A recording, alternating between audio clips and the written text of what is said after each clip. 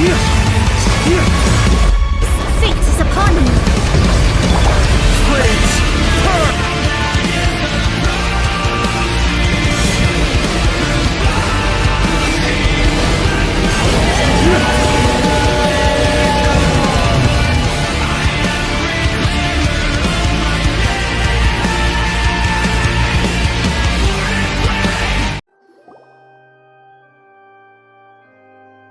So, we're just going back now?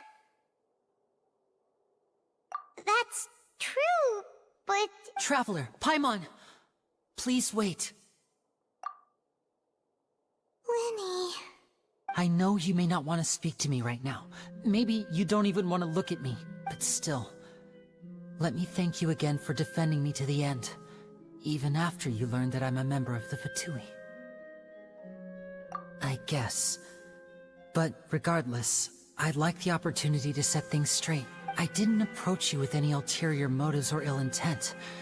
I've spoken to you as myself, just plain Lyney this entire time. As for why I'm a Fatus, it's because the goals of the House of the Hearth align with those of an orphan like me.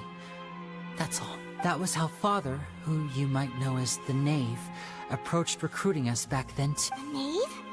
The one who controls the House of the Hearth? She's your father? That's right.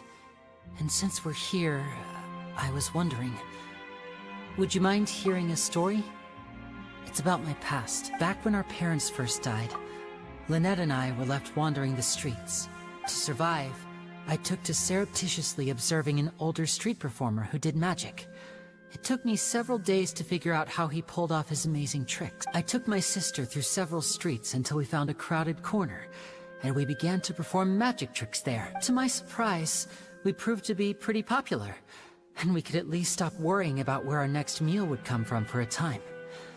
But I didn't want my sister to remain a street rat together with me forever. Before long, an aristocrat came to me and claimed that he wished to take us in after watching my performances. So you went from orphans to nobility just like that? That was how we felt at first too.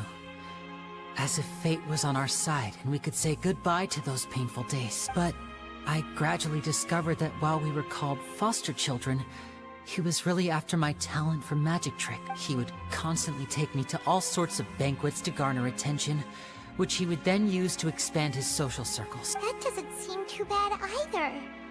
Better than roaming the streets at any rate. It took a while for me to realize just how dark his heart really was. After one particular performance at a banquet, I discovered that Lynette was not on the same return vehicle as me. I waited a long time after we returned home, but she did not come back. I went to that noble's bedroom and asked him about her whereabouts. The answer he gave me was, she caught the eye of the most eminent person at the banquet, so I sent her over as a gift.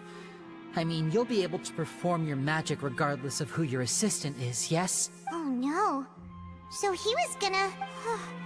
But wouldn't Fontaine's laws deal with such people? As far as outsiders are concerned, this is a relationship akin to adoption or foster care, and they have their ways of escaping the eye of the law. I managed to ferret out the location of the mansion of that so-called eminent person, and hurried through the night. But by the time I leaped over the walls, avoided the guards, and made my way in, all I saw was the moonlit ground covered in blood, and the knave standing there in the darkness. So, she'd already taken care of that guy. That's right. She had rescued my sister before she could come to any harm, and had even discovered several girls hidden in a basement, all of them orphans. Father, I mean, the knave, might have seen something in me, and so she made me an offer. The House of the Hearth welcomes you, for your interests align with ours. Here, none will ever betray you. Indeed, betrayal shall never be permitted here.